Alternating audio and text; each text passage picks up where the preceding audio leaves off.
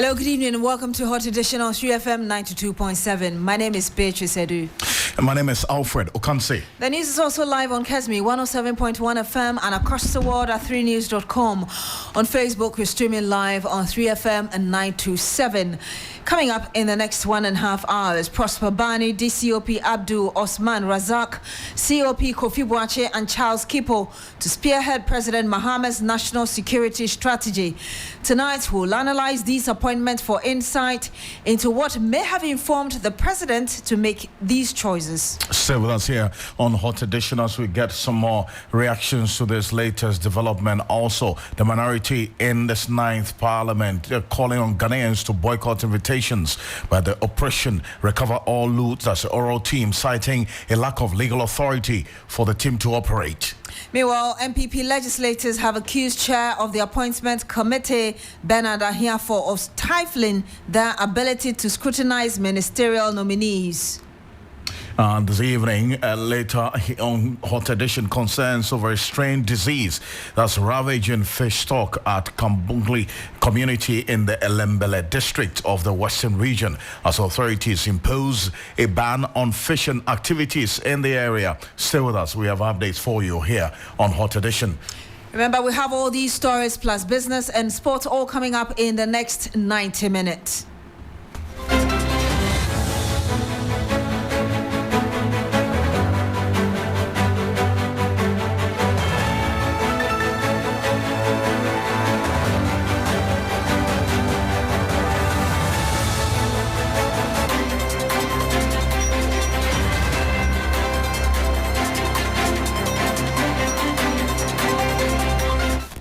Let's get into the details of the stories now, and straight from the matters of security, President John Dramani Mahama has made some key national security appointments, with Commissioner of Police, the retired Nathan Kofi Boache, taking up that particular position of Director of Operations at the Presidency. Former Chief of Staff, Prosper Douglas Bani, has been appointed National Security Advisor to the President. Also, a statement dated January 15, 2025, earlier today, issued by Felix Kwachofosu, named DCOP Abdul Osman Razak as the National Security Coordinator, tasked with ensuring a cohesive strategy across all the national security initiatives. Charles Kipo has been named Director General of the National Intelligence Bureau, NIB, which was formerly known as the Bureau of National Investigations, BNI.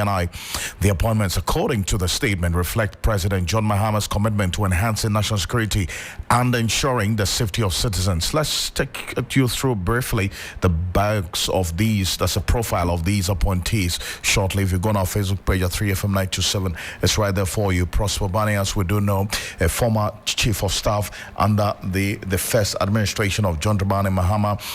He was at some point as well, as we do know, worked in various positions, handles several specialized portfolios in the area of security intelligence, security governance, and political governance. Was formerly a Bureau of National Investigations, that's a BNI officer with many years of local international experience. He also served as Interior Minister at some point in the first, that's the late John Evanson Mills's tenure. And that's what we do know for Prosper Bani. He advised the president on all matters of security. As we do know, he was part of 5 persons who were named last week as a security committee for the then president-elect John Dramani Mahama. The next person as well that has been named today is COP retired Nathan Kofi Boache, Commander 1, as he's affectionately called, retired police officer, private legal practitioner, held various leadership roles in the Ghana Police Service, known for arresting notorious and dangerous criminals. Atai comes to mind quite easily for many who have followed his work. He's also overseen operational effectiveness in security matters. He was at some point the Director General in charge of operations for the Ghana Police Service. And next, Charles Kipo, who has been operating in the quiet for many who know and work within the security sector. He doesn't come in as an alien at all. A one-time intelligence officer, served as the head of surveillance for many years. Also served under Yao Donko, Willinga, and Anato Brakweko, who was the immediate past Director General of the National Intelligence Bureau, also worked with a number of institutions in the United Nations. Until his appointment, he held the position as both the administrator and key strategy and intelligence decision-making icon at the BNI, and did his very best in that regard, as has been reported by many who work closely with him. The final person who was announced earlier today, per the statement from Felix Kwacho from the presidency, DCOP Abdul Osman Razak is a retired police officer.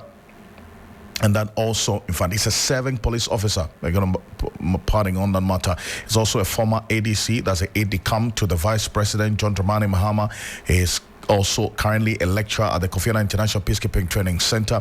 That's DCOP Abdul Osman Razak. And these are persons who have worked in various areas and circles within the security architecture of this country, and a man who has also served in the security architecture of this country. He knows how it works and plays out. Colonel Festus Abuaje, retired as a security expert, is joining us on the telephone. Colonel, thank you so much for your time. Good evening. Yeah, thanks for having me. Great. And first off, these 4 appointments that have been announced in the security sector for the various areas, National Security Coordinator, and then also we're talking about the National Security Advisor, National Security Minister, Director General of the National Intelligence Bureau. These are persons that you know and closely. How do these appointments strike you? Well, on the contrary, I don't know them at all. I know them very, very remotely. I know some of the names. Others, I'm just hearing about them, like the DCOP, Razak, and Mr. Kipo and Co. Honorable Prosper Bani, when he was appointed, I think, a minister in the NDC2 administration, I got to know the name. But let's put the names aside. My assumption is that the incoming administration has done a bit of due diligence in order to ascertain the competencies, knowledge, skills, attitude to work, and all those kinds of characteristics that will make a person, successful or influential, in order to put their names out. The timing, I think, is just about right, because the security and intelligence sector are as, delicate as a financial sector. So once these names have come up and they take over from the old school or the outgoing officers, they'll be able to review whatever arrangements the Honorable Kandapa might have put in place. Now, the essence of national security outfit and the coordination outfit is that there are many centers of security and intelligence. So the police are a very key institution in that regard. The military is another key institution. Customs, immigration, financial intelligence center, I think at the Bank of Ghana, YOCO, the BNI, the Signals Bureau, the Foreign Affairs Research Directorate. All of them work around intelligence and security. Because they work in silos, you now need another body that, brings all of them together in order to collate the intelligence from the various sources and then establish a common intelligence and security picture. So the national security outfit, whether it's a ministry, whether it's the office of the coordinator or the advisory position or the Director General, they don't really matter. You don't need to be a minister to be able to function, in accordance with the Security and Intelligence Agencies Act. My attention has been drawn to the fact that after the elections, after the inauguration, a number of public officers have been resigning or leaving their positions and so on. Yes. And that also applies to the security and intelligence sector. So there had been a certain gap, weakness in the architecture. And the earlier these officers got to work in order to fill them. Now, part of the challenge was that the national security outfit became a partisan outfit, more for regime security than probably national security. So a lot of the staff, the so-called double Ernest, Yabua, whoever their names were Goro boys who were, recruited, enlisted, whatever, armed, contrary to what national security is supposed to be. It's supposed to be a policy center, policy analysis, policy formulation, synthesis of intelligence, of course, the gathering and so on and so forth. Right. So that is the major task, one of the major tasks this new group of officers has. Who would have to deal with the system up, and get rid of all those elements, with dubious backgrounds who were giving arms. And as I said, it looked like some of them have already left the system. I see. And therefore, there is a need urgently to fill those gaps wherever they may be. And you made a critical point about the background search and also the persons who have been appointed, and for you send a clear signal that this administration has done some background work and choosing these people for the right fit for these particular portfolios that have been announced. But talking about correcting the systemic failure or the mess that you've seen in there, what are the measures or the steps that you expect these persons who have been named to take to address the systemic issues that you talk about? You see, a lot of the time, systems work because of the environment that is created for the system or systems to function. So there's something you can call the political climate, the political leadership climate that drives every other political entity, every other institution. Let's assume that this new administration is going to be committed, for instance, to the rule of law, and then going to be committed to procedures in accordance with laws and statutes and so on and so forth. Now, once that picture is painted, then every officer, every official, every institution aligns themselves along whatever that vision, that climate is going to be. So if the new leader is not going to accept partisan enlistments and partisan recruitments, if the new leader is going to go for transparency, everything being in the open, they're not going to have these backroom channels where people are infiltrated into security services and so on. And as I said, the fact is that the security outfit and intelligence outfit at some stage became politicized and had a lot of party boys and girls and women, put into the system for obvious reasons. Because national security is national security. It is not political party security. It is not president security. You see? So if we say national security, then the national security that protects the national interest and the rule of law is one, the unity, cohesion, stability of the country is another. Conflicts, for instance, the Boku conflict is one that the president has already pronounced himself that he's going to tackle. And he's actually thrown the challenge to these officials who have just been, nominated or appointed. I am told that there are certain procedures regarding those who are public officers, different from political appointees, and so on and so forth. So at some stage, the Public Service Board or whatever will come into the picture. So people like the outgoing Honorable Kandapa will have to be, properly, appropriately, if you like, checked out for these new officers to also check in. But I'm sure the officials at the helm of affairs will sort out those aspects. The issues are... These weapons, let me end on this note. The kinds of people who were killing during voter registrations and so on, that IGP says they are not my people, and CDS, what people say, they are not army soldiers. Who were they?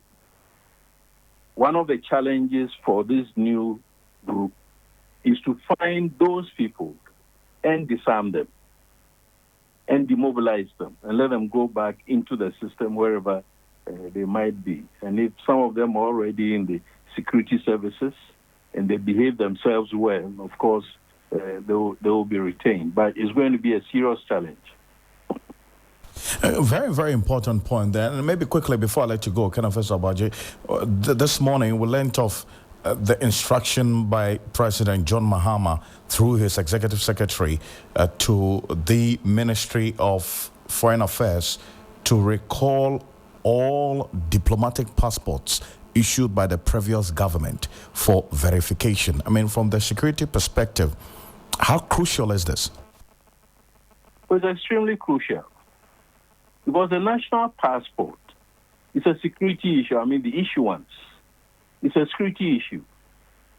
If you don't protect the integrity of your national passport, even the ordinary passport, and you get criminals through nefarious means to acquire those passports, and they use them for criminal activities, in addition to the damage that those activities do to the image of the country, that passport will not be recognized.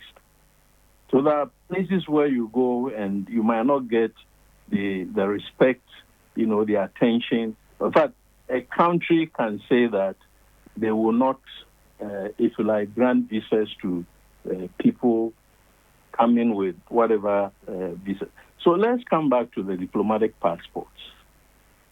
You would expect that all government officials whose duties and functions require them to travel overseas, outside of the ECOWAS region, will require, diplomatic passports to facilitate their travels and whatever businesses that they are going to conduct in the name of Ghana.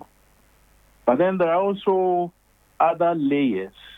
For instance, as an example, the Director General of National Peace Council, for instance, or maybe the chair of National Peace Council, whatever. Now, only the government would know, the former government would know, the list of persons that it has issued diplomatic passports to. But not all of them, ordinarily, should have been given those kinds of passports, for instance. So you need, first of all, to recall all of them, scrutinize them, and then those who deserve to be entitled to diplomatic passports will be given diplomatic passports. But from the top of my head, I know that of the CAF, there are a wide range of persons giving diplomatic passports who should not be given diplomatic passports.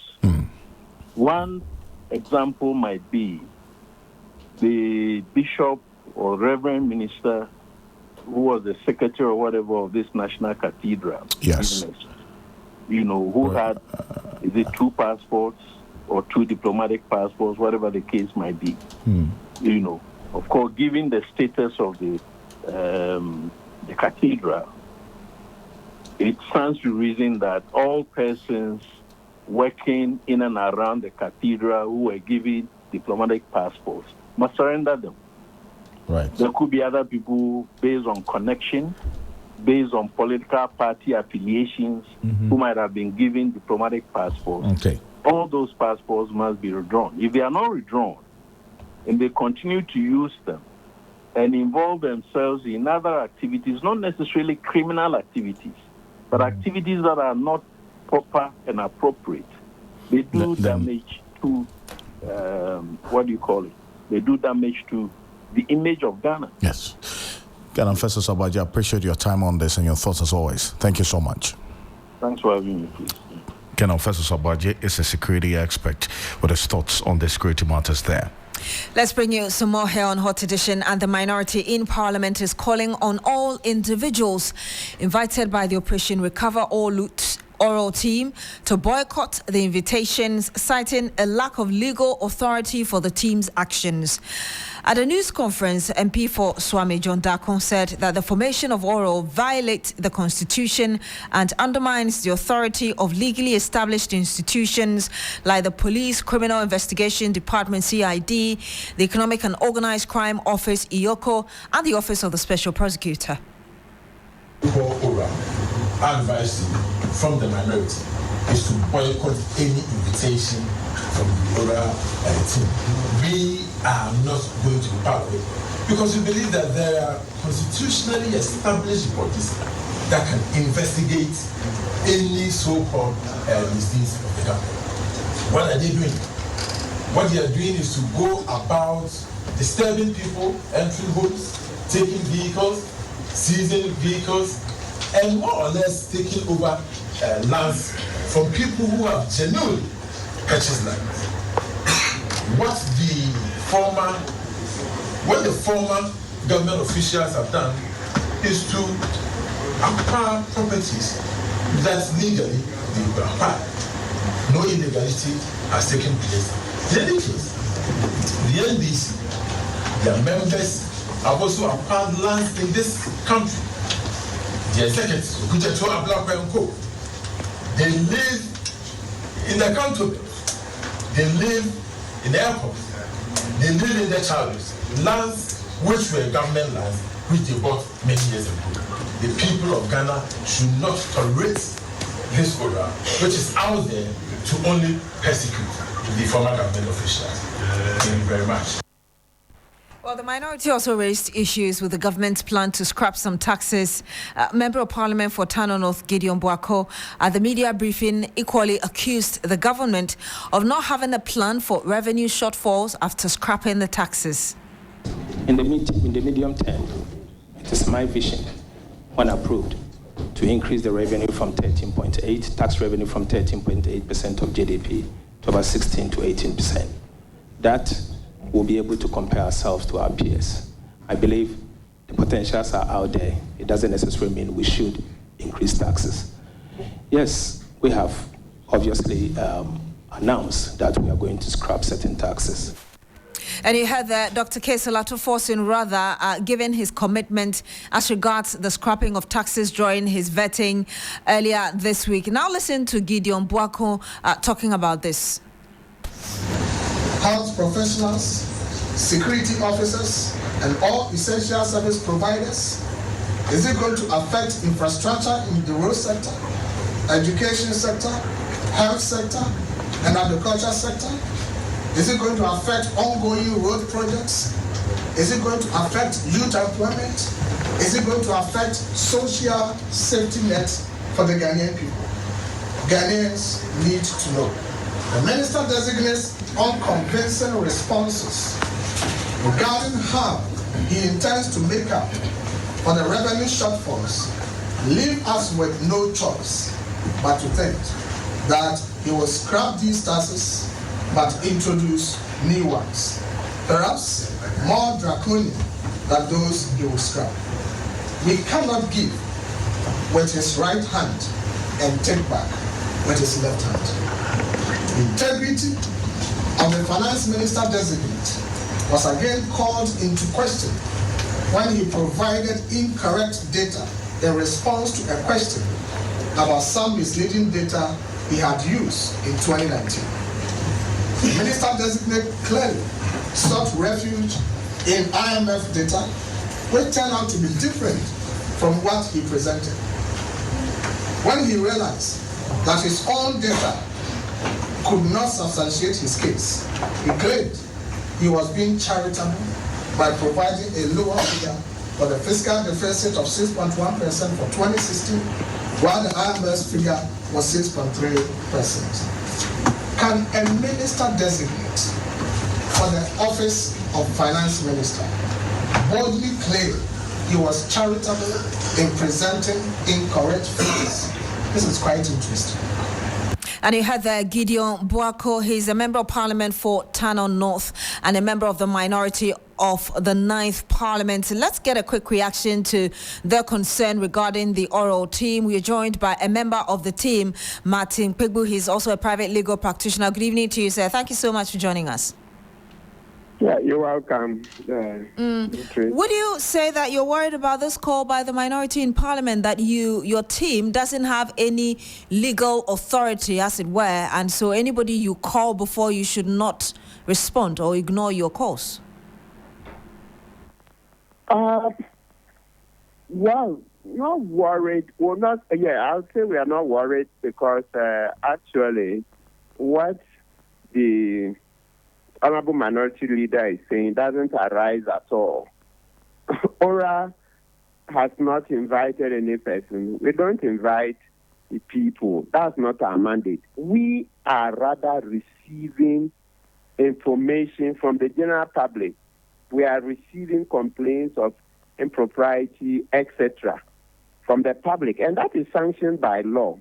It's surprising that this thing is going on and on. From day one, we said that this practice of receiving information from the public is sanctioned by the Whistleblowers Act. It is law. The Whistleblowers Act allows it. Okay? So it's surprising. And that's Act 720. And I'll read sections for the hearing of listeners. It's allowed. And that's Act 720, that once you see something wrong, right, and you don't want to go to the regular institutions, so police, YOCO, etc., you can come. You can become a whistleblower. So you can come to any other person. You can go to an MP. You can go to even your employer. So there's a long list. So if you work in a company and you believe that this thing, if you walk to the police, they will not do anything about it, or you don't want to be the one to walk to the police and report, you can talk to your employer. You can go to your chief. You can go to a member of a district assembly. It's a long list. It's a long list. The member of parliament, the attorney general, etc. It's a long list in the act. So it's, it's politics. So I see it as politics because it's in the act. 720. So let's go through the list. Says that if you see anything wrong and you want to be a whistleblower, you can go ahead and then report to. So let's go. Section 3.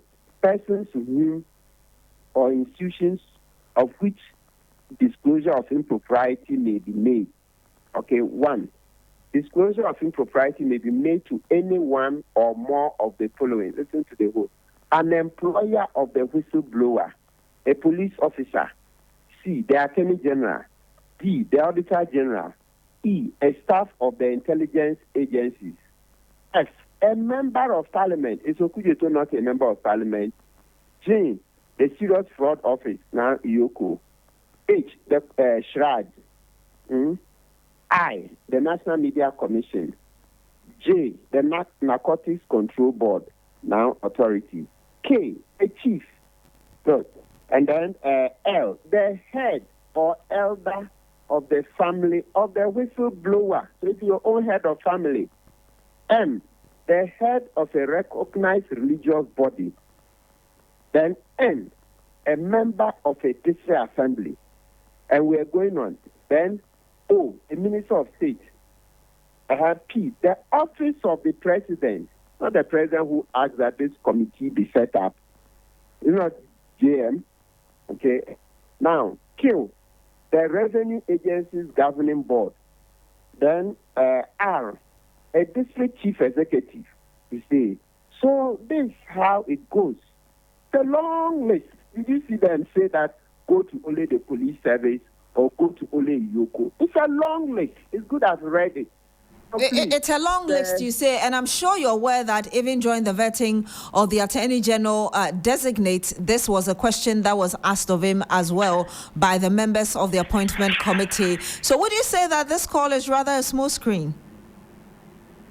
Now I'm doing some sort of a public service. So I have to, let's say, be moderate in their words. It's a public discourse, you know. Sometimes when people criticize and raise questions, it helps to make public administration, etc., better. Because I keep saying, Socrates and Plato in that book, The Republic, they say that an unexamined life is not worth living. So they're saying that we should hold leaders to account. We should ask questions. We should do this. So in that regard, I won't call it a smoke screen. I've read out the law. So I believe that now listeners have heard and can see that, well, at least I've answered that this is how our law has always been, that you are not bound to go by yourself to the Yoko, police, OSC, etc. You can go through other channels, and that is exactly what the president has done. So we will help the president to deliver on the mandate. Okay, so, Lawyer Kpegbu, I want you to hold on for us because we do have on the line with us Member of Parliament for Swami John Darko, who actually made that claim at that minority press conference. He joins us live on the line as well. Good evening to you, sir. Thank you so much for joining us. Good evening. Thank you. Mr. Darko, can you hear us? And my brother, Kpegbu.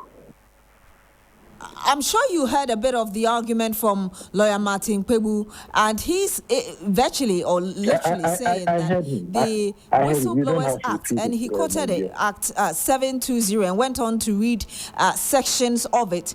It's indicative that indeed if an individual has seen something wrong and doesn't want to go through the legal process or systems that you named during your press conference, like the CID, Iyoko, the special prosecutor, that person can choose any other place where that complaint or whatever he or she has seen can be laid clearly or barely. So they are surprised, as it were. The team is surprised that minority is raising such a concern that this team is not legal. It's interesting that my brother, Mr. Masatubu, refers to the Whistleblowers Act. If the President, His Excellency John Dramani Mahama, meant the ORA team to be under the Whistleblowers Act, he should have said so. When he established the ORA, he should have said that you were establishing the ORA pursuant to the Whistleblowers Act. In any case, he listed the people to whom information could be given, and said that Okudzeto Ablakwa is a member of Parliament. From Section 3. I want to ask my brother, where does he belong to? Is he a police officer? Is he an auditor general? Is he staff of the intelligence agency? Obviously, he's not a member of Parliament. Is he from the Serious of Office? Is he from SHAD? Is he from National Media Commission? Is he from the Narcotics Board? All of them, apart from Okudzeto Ablakwa. Where does he belong? Is he a chief? Are they coming to him because he's a chief? Are they coming to the former police officer because he's a head of a family? Are they going to Demlevo because he's a member of a district assembly? Are they going to him, my brother Martin People? Are they going to him because he belongs to a revenue agency governing board? Why are they going to these people? At the time, His Excellency the President, now His Excellency the President, established the so-called ORA. What authority did he have? That is what we are talking about. He was just a president-elect and had no mandate to set up this body to harass people. We have this body, we have people who go around seizing vehicles and stopping people who have received permits to build on the basis that they are members of ORA. What authority do they have? And I think that as a republic, we need to respect our laws. Our core is not that we are afraid of any investigation of a sort. We believe that if you want to do the right thing, do it well. You have these state institutions that can really, as it were, investigate any form of corruption if you so wish. Mr. Darko, is the minority making this point because perhaps some of you are afraid that there could be some things that really could be fished out by the members of this team, especially when you're accusing the members of being evil? Why should that be a problem? Oh, my dear, I didn't expect this question to come from you because we are not making this personal. I'm not afraid of anybody coming to me because I haven't taken any government property. But we live in a country where the laws are supreme. What was the legal basis to set up a committee to harass people? It's what you're talking about. Today is me. Tomorrow it might be you. That is what we are seeking to do. The president didn't have that authority to set up that committee to harass people. They are going to homes. They are stopping people from building their houses, which they have acquired proper license and permit. And you are saying that somebody is afraid because you believe that will be affected. No. In fact, if anybody should be afraid, you should be afraid of the state institutions which have been properly set up. You should be afraid of the police. You should be afraid of the Yoko. You should be afraid of special prosecutor. You should be afraid of state properly established institutions. Not this body, which is just a collection of fine gentlemen put together to just harass people. My brother, he's a fine gentleman. I know him. People put together to harass people. Let me get clarity from what you're saying. Is it that you do not buy into the Whistleblowers Act, which Mr. Pebu quoted and went on to read sections of, or your argument still is the fact that if that was really the case, like you said earlier, the president should have said it? You want to set up a committee. There is the Whistleblowers Act is there. Okay? The people to go and make complaints to, not a group. Okay? The Whistleblowers Act did not set up an oral committee. The Whistleblowers Act from Section 3, what he read, if you have any information, these are the people you should go to, not Martin Pebu. It's Martin Pebu here from Section 3. It's Martin Pebu reflected here. He's still a member of the police service or attorney general or auditor general. The members of ORA, are they listed here in Section 3 of the Act? We need to be very candid with ourselves. My brother is reading this just to throw that into the eyes of the people. ORA has no legal or constitutional mandate. ORA has no legal mandate. That's your argument. Let me ask you this question people, before you go. You don't really buy into this Whistleblowers Act argument being brought in by Martin Pebu. Again, you asked individuals invited by the oral team not to respond or boycott the invitations. I don't know whether you heard Martin Pebu saying that in the first place they are not even inviting people, so your call is out of place. Well, he can sit here or say that on this platform. We know the kind of things they are doing. We have advised our people, do not cooperate with them. So if they are saying that they are not doing anything, then they shouldn't worry either. Let them do what they want to do. Whatever they come out with, we will challenge them appropriately. Thank you. Challenge them appropriately. Thank you very much. That was John Darko. He's a legal practitioner as well as the Member of Parliament for Swami in the Ashanti region. Let's stay in Parliament because the minority also accused the chairman of the Appointment Committee, Bernard Ahiafo, of stifling their ability to scrutinize the Minister-designate for Finance, Energy and Attorney General. Just health professionals, security officers, and all essential service providers? Is it going to affect infrastructure in the road sector, education sector, health sector, and agriculture sector? Is it going to affect ongoing road projects? Is it going to affect youth employment? Is it going to affect social safety nets for the Ghanaian people? Ghanaians need to know. The minister designates unconvincing responses regarding how he intends to make up for the revenue shortfalls leave us with no choice but to think that he will scrap these taxes but introduce new ones. Acting in good faith, the minority fully committed to the process. This commitment stemmed from our desire to ensure that President John Dramani Mahama had the opportunity to shape his government without delay. Nonetheless, we expected that the members and friends of the committee will be given sufficient questioning time to examine every matter in detail. Unfortunately, this was not the case. Members of the committee were not provided with the CVs of the nominees ahead of the vetting. When they were eventually sent with the CVs during the vetting, the chairman did not allow for the examination of those CVs as preliminary issues, as had been the practice in the past. The deliberate refusal to provide the CVs of the nominees to committee members in advance, and the refusal to invite questions on the CVs were all calculated attempts to obstruct constructive and effective scrutiny of the nominees.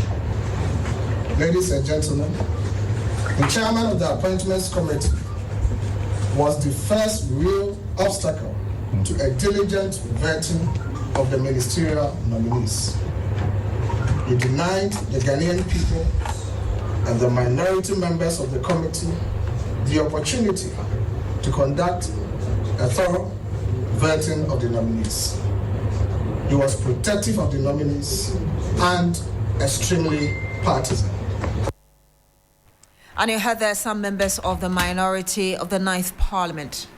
Well, let's stay the steam a bit further on this matter. Nelson Roxon Dafiamangba is a member of Parliament for the South Dai constituency. He's a private legal practitioner as well as a member of this appointments committee that the minority is questioning the conduct of the first deputy speaker who chaired the entire vetting process. Council, good evening. Thank you for joining us here on Hot Edition. Thank you very much. I'm privileged to join you.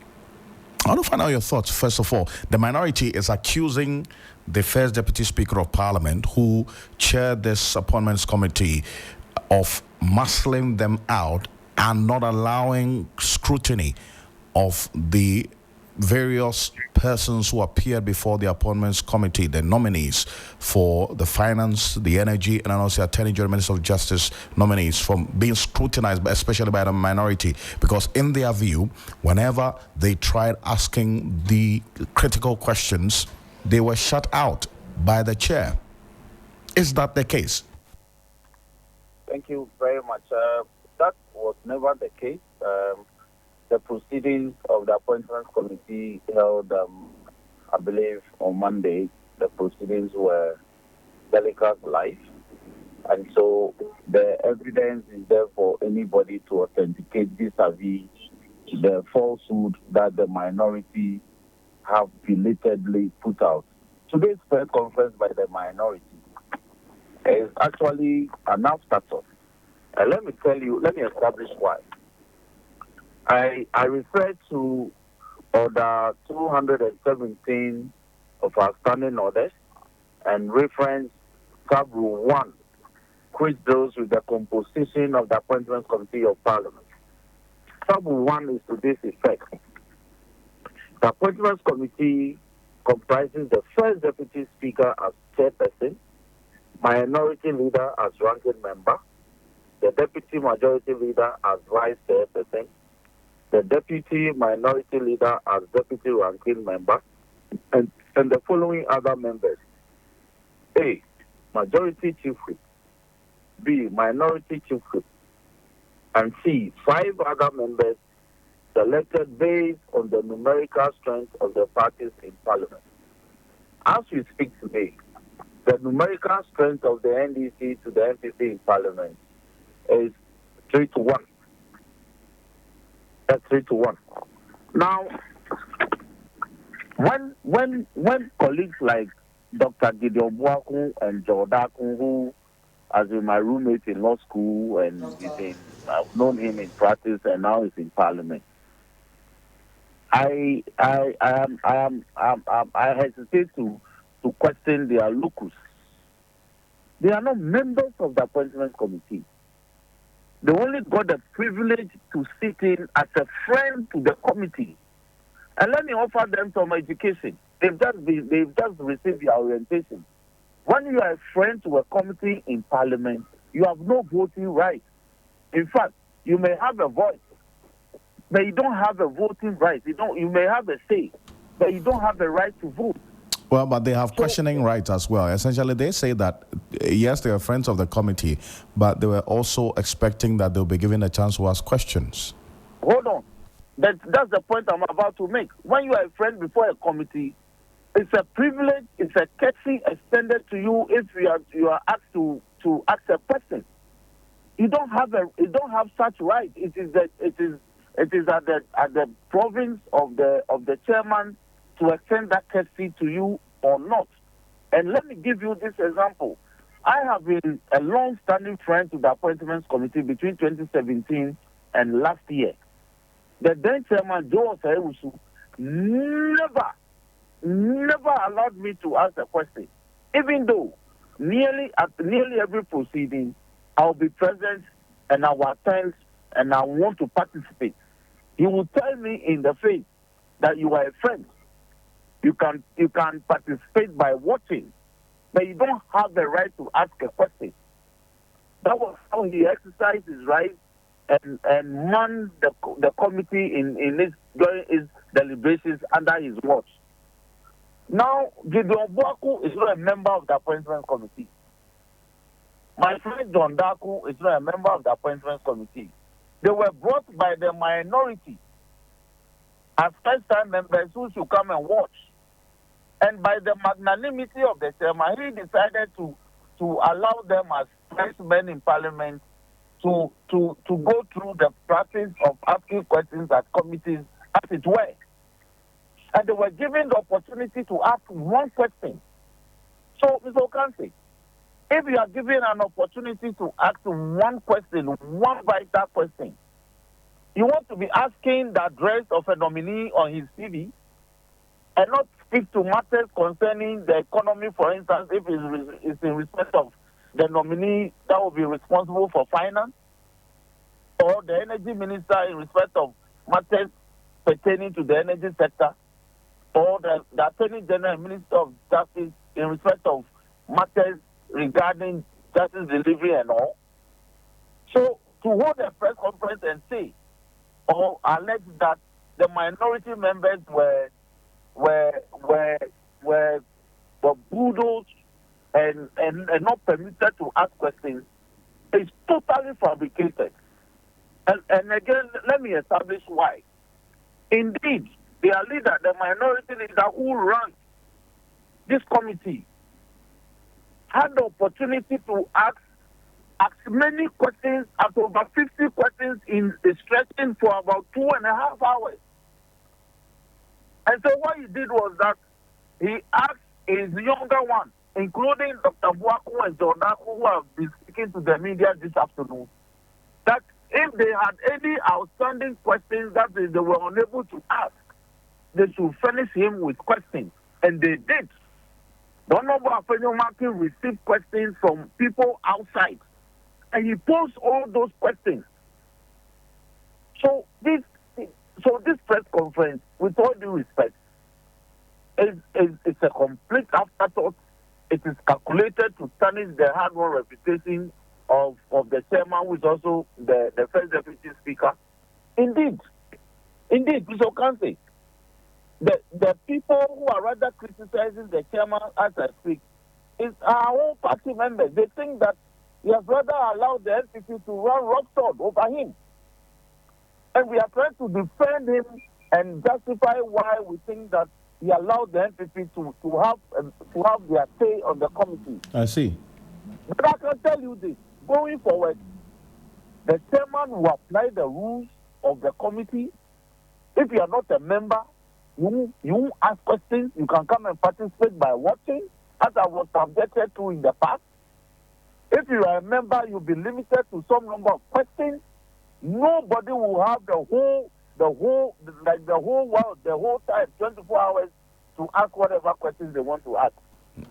If you as a ranking member, he will have to be limited to the number of questions he can ask. Well, because we are all members of parliament. If you are a member of the committee, we have equal rights. But the chair of the committee, I'm sure. If you are a member of the committee, we all have equal rights. Well, but the chair of the committee, I'm sure, had good reason for allowing that kind of approach, as it were, to even have friends of the committee ask questions, as against what pertained in the case of Jose Wusu, who did not allow you. Exactly, because he says, I don't want to be like Jose Wusu, who was such a domineering chairman, who dictated the pace. So he wants to allow every member of parliament who have the opportunity to come and attend upon the proceedings of the committee to have a say. If you have a very reasonable question, he will allow you to ask it. But you have only one opportunity. And all these are matters that were well covered by your media house and other media houses. You can play the video and see and compare with that, what the NPP has just put out as an afterthought. Indeed, dovetails to the evidence that have been captured by our reporters at the time of covering the proceedings of this committee. Now, they also make the point that the nominees, the CVs and documents of nominees didn't come early, so they didn't have enough time to scrutinize it. They are welcome to Parliament, because in Parliament, indeed, when they were in government, they brought us a lot of bills to be considered under certificate of urgency. Okay. They told us that they were so urgent that we even had to take them sometimes within 1 hour. If you are a member of Parliament, your duty is to scrutinize documents, even if it's given to you for only 5 minutes. So when they brought the outgone energy minister to Parliament on Friday, and the next day, Saturday, he was vetted. That one, we didn't complain about CV not being available within adequate time. So they are welcome to Parliament. In Parliament, you do what you are supposed to do within the law. They were given the opportunities to study the CV. Nobody will give you opportunity to take 2 weeks to go and study people's CV. It is not done in Parliament. So to complain that they didn't have opportunity to look through a 4-page CV or 3-page CV of a nominee is neither here nor there. Right. If they were lazy in doing so, that is their problem. But they had opportunity, and they could have asked questions. Indeed, they asked questions regarding address of nominees, residential address of nominees. Those were the kinds of questions they were asking in respect of nominees' CVs. You heard it. We'll see how the coming days will look like on this matter. But I thank you very much for talking to us. It's my pleasure, my brother. He's a member of Parliament for the South Dike constituency, also private legal practitioner, member of the Appointments Committee of this 9th Parliament, which is live here on Hot Edition on 3FM 92.7, also on Kesmi 107.1 in Tamale and beyond. We're live on W 93.5 in Y and beyond. We're back shortly with the business news with Michael Ogoodwell. Stay with us.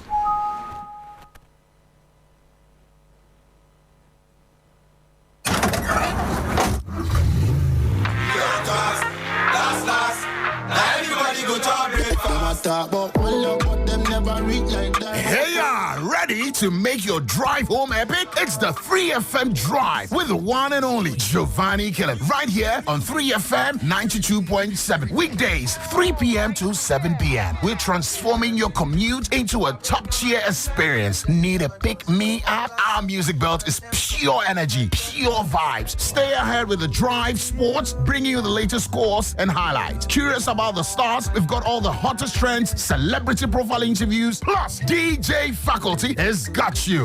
Ready?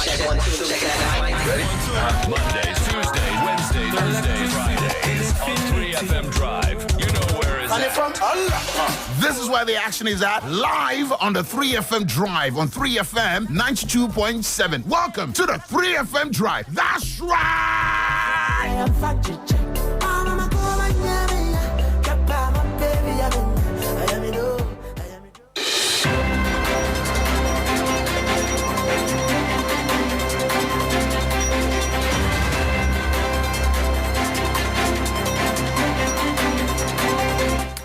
And hello there, good evening and welcome to the business segment here on Hot Edition. Coming up tonight, Africa Center for Energy Policy ASAP makes case for commercialization and stock listing of the Bulk Oil Storage and Transportation Company Limited, BOST. Details coming up shortly. Please stay.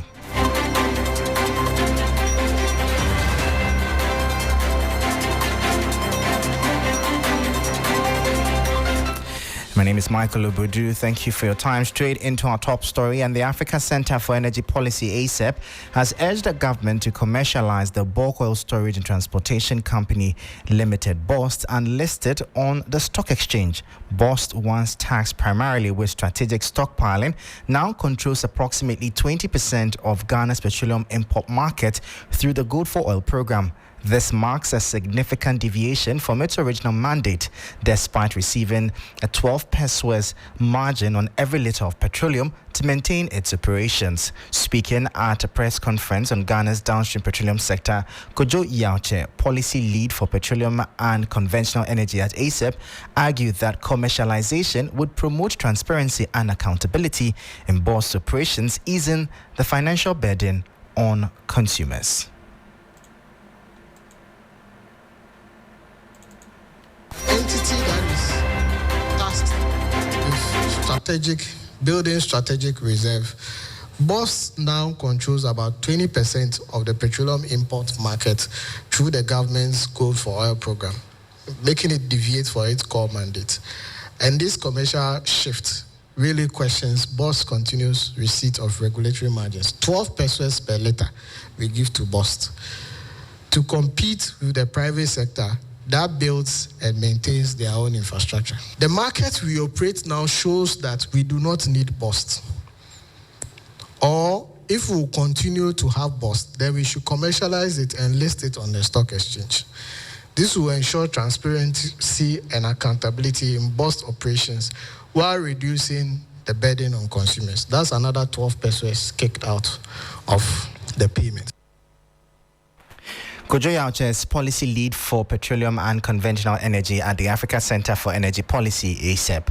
Now, the Peasant Farmers Association of Ghana is urging the Mahama government to empower the Ghana Irrigation Development Authority, GIDA, to take control of lands around irrigation sites. This move aims to prevent the encroachment of concrete developments on these critical areas which threaten food security.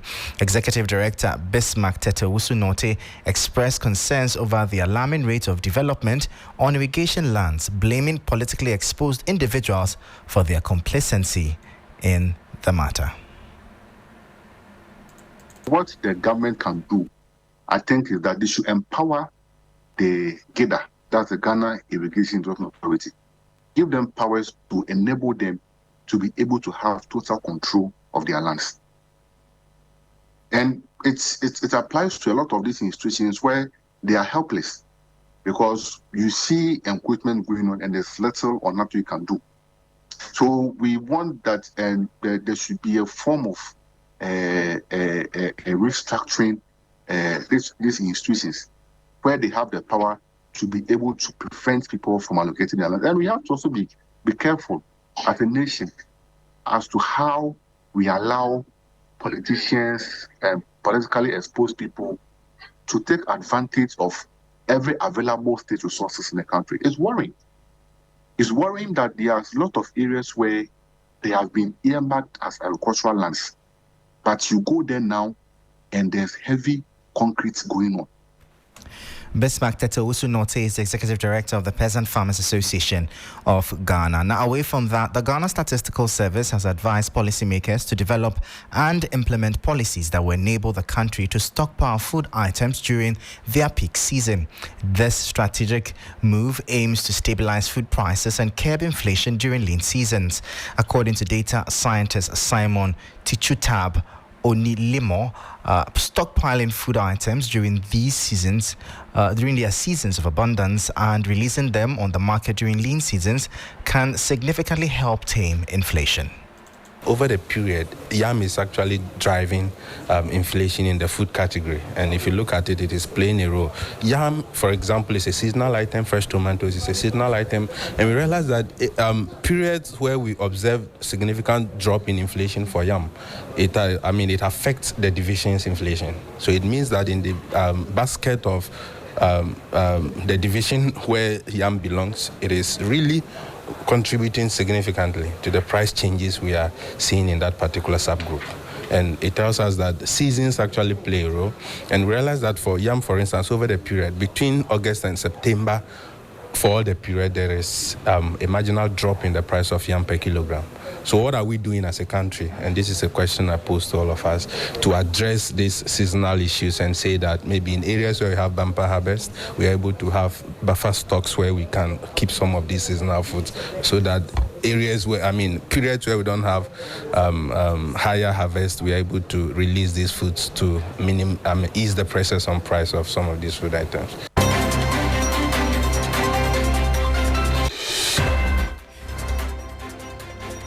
And that was Simon Tichutab Onimelo.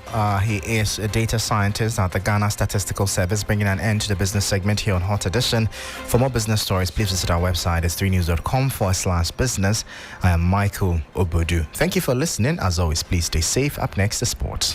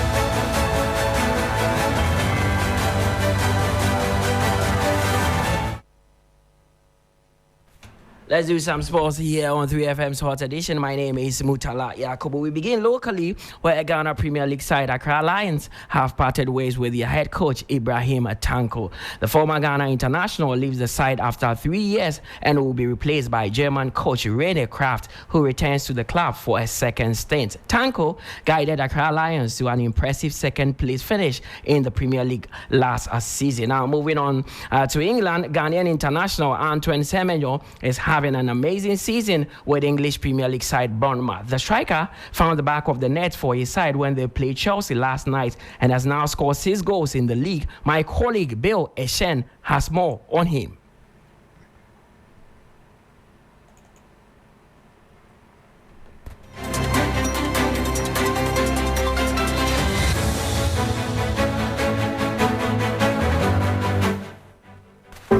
In the mornings, John Kwanzaa tends to his little cabinet, a trinket from the past that bring back fond yet painful memories of the footballer he once was or could have been. He then waves his son goodbye, takes a short walk to get a tricycle to work. Known by his close friends as a baby, he works as a laborer at a government hospital in Obuasi on a temporary basis. As the 40-year-old pushes the wheelbarrow, he wonders where his next source of income will come from. This wasn't the life he imagined. I couldn't make it to the highest level in football because of injuries. That affected my progress negatively and forced me to return home. In 2000, then partners of Goldfields Football Club, Dutch club Ajax Amsterdam, selected 3 teenagers from Obuasi to go through their stringent yet rewarding youth. So that was my colleague Bill Eshen there. That is a feature he did on one player who I thought he was going to play for Ajax, but ended up not realizing his dream as he's stranded in Obuasi. Let's move on and go to the camp of Manchester United, where their head coach Ruben Amorim says he's not feeling the pressure at the club despite the poor strings of results in the Premier League. The Portuguese gaffer believes that winning trophies come with extra pressure, and that is the team to perform well. I think we, of course, this is, you feel the pressure of the club, but in this moment, I think I don't feel that pressure, because in the last years we didn't won the league, and you can understand if you follow this club. In the past, if you don't win one year the league, you must win in the next year. I don't feel that pressure. We have to bring that pressure to us, because outside the fans are amazing. I don't read you what you wrote, guys, so I don't feel that pressure. I just want to win, and to feel that pressure in the future. We need to win. We need to win titles, and we need to win games. In this moment, we just have to win. So that is Manchester United manager Ruben Amorim. Currently, the Red Devils lie 13th on the English Premier League table. Let's finish off with some tennis, and Russian player Novak Djokovic added yet another record to his lengthy list, breaking a tie with Roger Federer for the most Grand Slam matches played in tennis history by reaching 430 on Wednesday at the Australian Open. Djokovic expressed his delight after achieving the feat. What to say, I love this sport. I love competition. I love you too. Thank you. I try to give my best, every single time. It's been over 20 years that I've been competing in a Grand Slam at the highest level, and whether I win or lose, one thing is for sure, I'll always leave my heart out on the court. And so Grand Slams, of course, they are the pillars of our sport. They mean everything for the history of this sport. They are the ones that motivate the youngest children. When I was a kid, the first image I had of tennis was watching Wimbledon finals. I was 4 or 5 years old. So, yeah, Grand Slams are definitely the most important tournaments in the world in our sport. It's been over 30 years of existence of this incredible event. So I'm just blessed to be. So that is Novak Djokovic there, who has cemented his place in history as one of the best tennis players ever. That's all by way of sports here on 3FM's Hot Edition. My name is Mutala Yakubu. Beatrice Edu has more after this.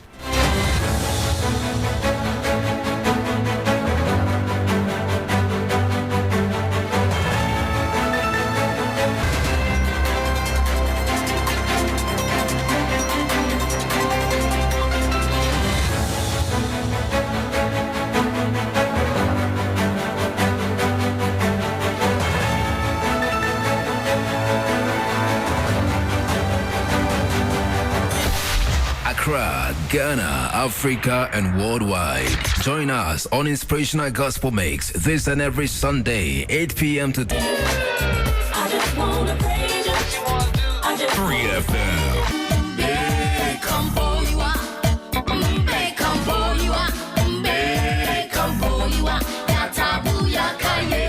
What is your favorite scripture? Well, my favorite scripture is Romans 8:28, and it says, all things work together for the good to them that love the Lord. Kwame, that is absolutely my favorite scripture.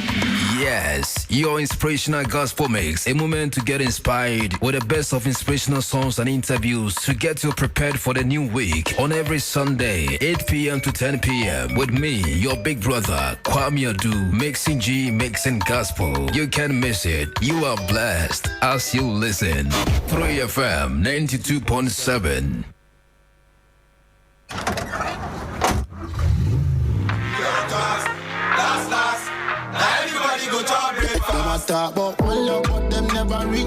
Hey!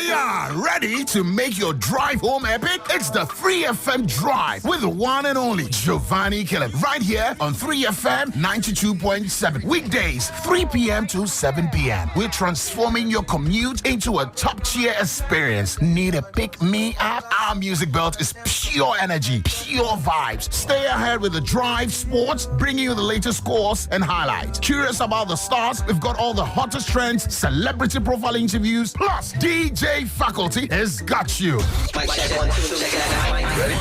Mondays, Tuesdays, Wednesdays, Thursdays, Fridays on 3FM Drive. You know where it's at. This is where the action is at, live on the 3FM Drive on 3FM 92.7. Welcome to the 3FM Drive. That's right!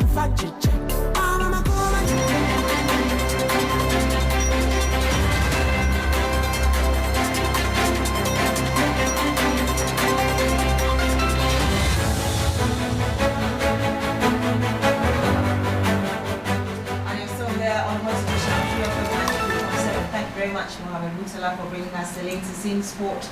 We had Michael Oboju earlier bringing us the latest in business as well. And let's move on.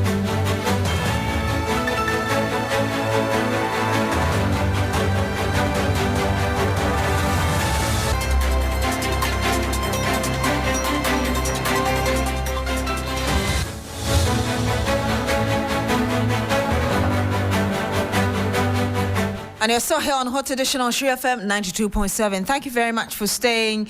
Let's go to the Western region now, where fishing activities in Kambuli, a Muslim community in the Elembele districts of that region, have grounded to a halt following a mysterious disease ravaging the catch. The desperate fishermen are calling for an urgent intervention to protect their economic sustenance. Irama Smith has the rest of the story. Kambunli's fishermen report that for about a month now, fish caught have severe skin abnormalities, characterized by red, swollen lesions that quickly escalate into gaping wounds. The abdomen is also usually rotten, with the scales falling off in patches, rendering them unsellable and unfit for consumption. This is causing havoc on the economy of the community. The news team joined them on one of their fishing expeditions on the Ebi River. They set wire mesh traps at strategic points to trap the fish.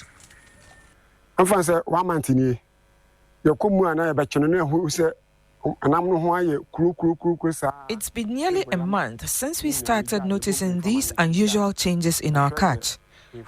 The fishes look rotten, rendering them unsellable and severely impacting our income.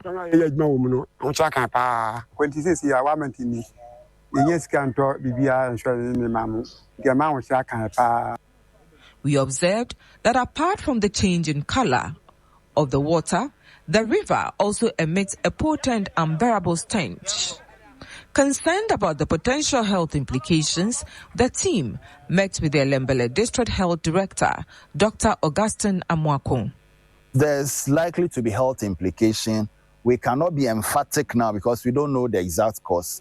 So when the team come and they take sample of the fish, sample of the water, and we test, then we'll know what is actually causing it, be it a chemical or whatever is causing it. So for now, we can predict that there will be health consequences, just that we can't tell exactly what because we don't know which chemical in the water is causing that. For now, the traditional authorities have imposed a temporary ban on all fishing activities on the Fia, Ebi and Amanzule rivers to facilitate a thorough investigation by the relevant stakeholders to ensure the safety and well-being of the community. They were advised to keep off from the river, to work on the river, because now they don't know actually what the cause is. So we'll report to the appropriate quarters. When they investigate and see what is happening, then they can advise accordingly. So for now, we have seized them. They don't go to the river. Shaibu Abdullah Isaka says he is in a dilemma about what to do with fish he bought earlier. As a result of this emergency, anybody who has bought some already and then kept for home consumption is in a dilemma. and because of that, you need to keep it. So a lot of people are keeping theirs in their freezers. As I speak to you, I bought mine about 2 weeks ago, hoping that at the appropriate time, I will use it. Now that this issue has come out, I have also kept it, waiting for the outcome of the investigation that will be carried out. So in fact, it's a problem. Irama Smith filed that report from the Elembele district of the Western region. Now, the Civil and Local Government Staff Association, CLOCSAC Ghana, has appealed to President Mahama to immediately scrap agencies that are duplicitous and a drain on the public purse. Its Executive Secretary, Isaac Bampo, spoke exclusively with our Labour Affairs correspondent, Daniel Opoku, in reaction to the recently announced merger of some ministries by President Mahama. We think it's a move in the right direction. And for our members, it is not really going to affect our members because some of these ministries will be merged with other ministries. And then also, those departments and units were already in certain ministries and then they were carved out as ministries. So in actual fact, we are not seeing it as an issue that will affect our members. What it will affect is maybe the political appointees and then the apparatchiks and guru boys. So that one is going to reduce. Because as you know, it's a case that when these ministries are there, you find the party apparatchiks and guru boys being there. So I think that one will reduce.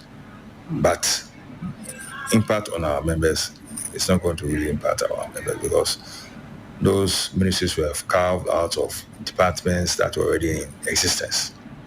And so their programs are going to run as normal. So it's really going to affect the political apparatchiks and guru boys. So you support the president for this decision? 100%. And I also think that it's not the only the ministries. The president should also look at services that are being hived off from the civil service. We think it's wrong, it's a duplication, and it's just creating unnecessary bureaucracy. So those two must be halted.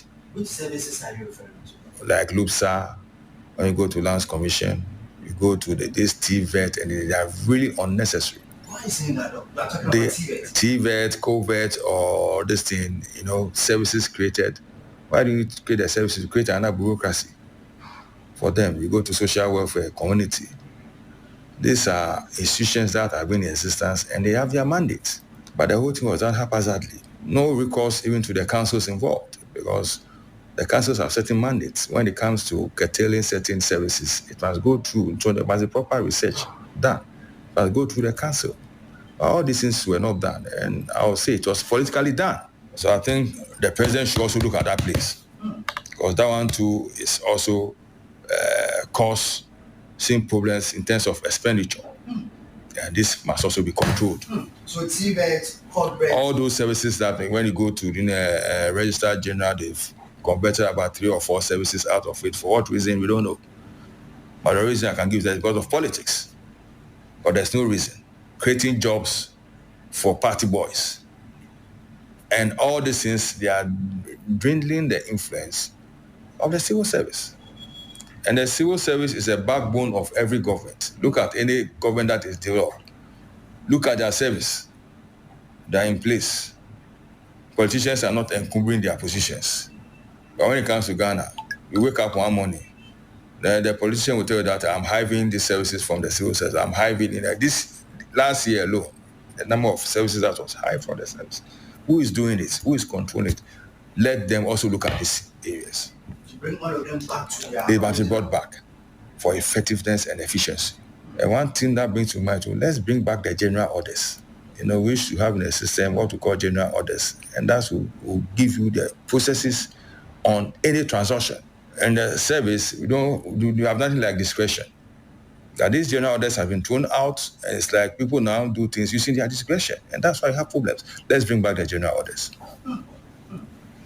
So going forward, these are the things we are going to support. We are going to support these things, especially bringing back the general orders. Something at discretion. And he had there the Executive Secretary of Clocksack, Isaac Bampoado, in that exclusive interview with our Labour Affairs correspondent, Daniel Opoku.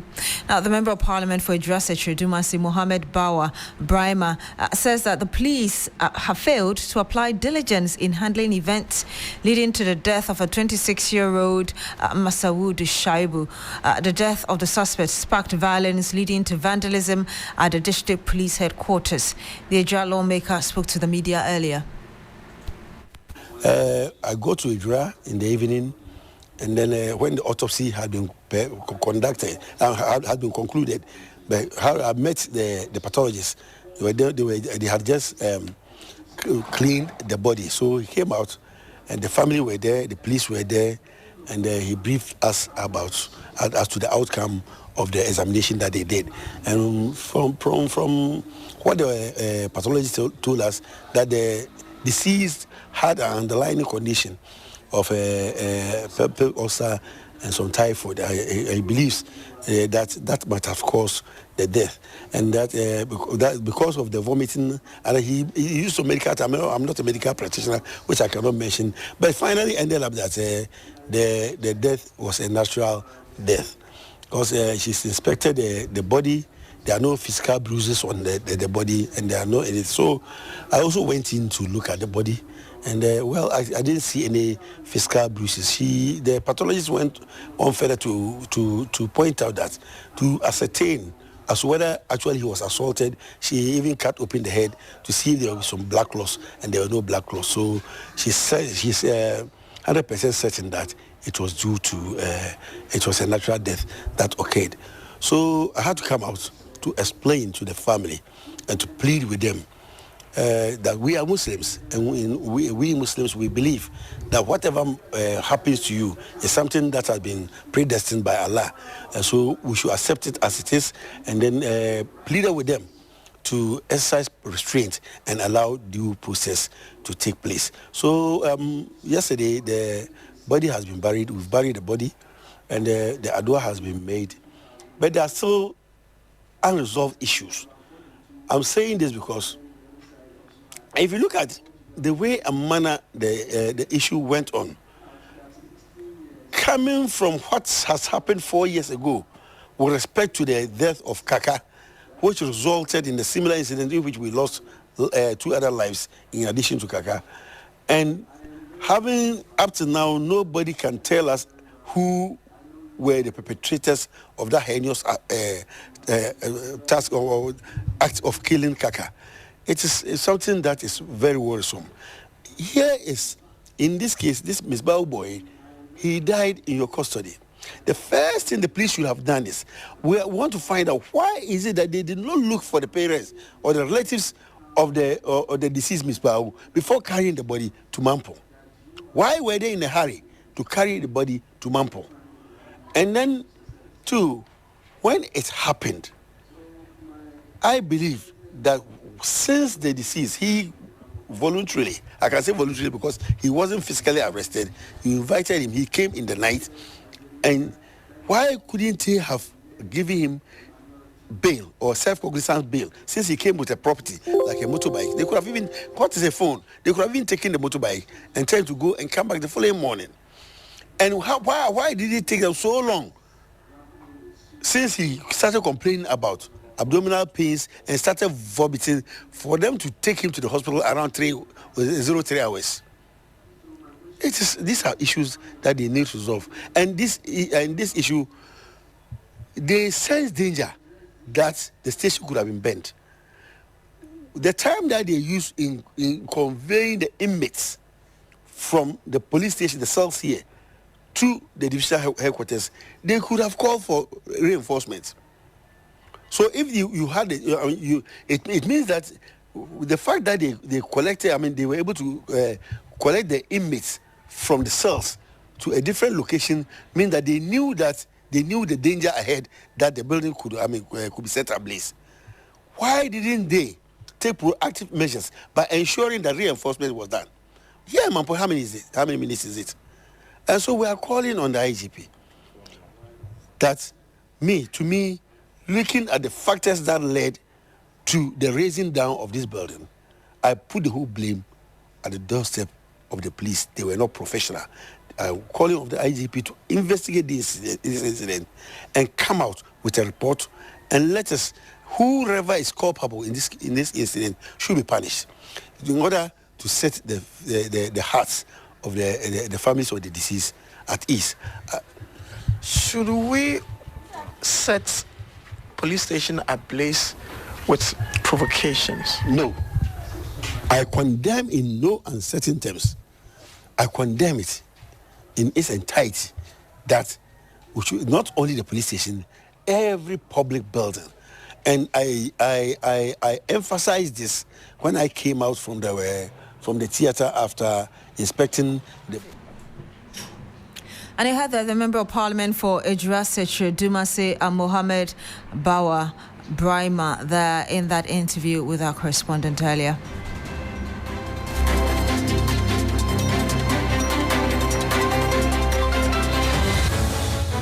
And that's it for Hot Edition on 3FM 92.7. My name is Beatrice. I did this with Alfred Ocansey. Thank you very much for joining us today.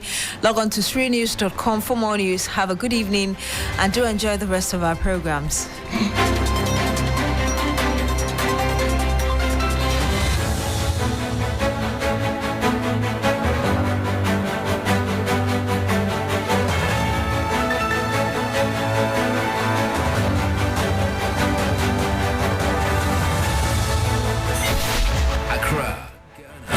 Africa and worldwide. Join us on Inspiration.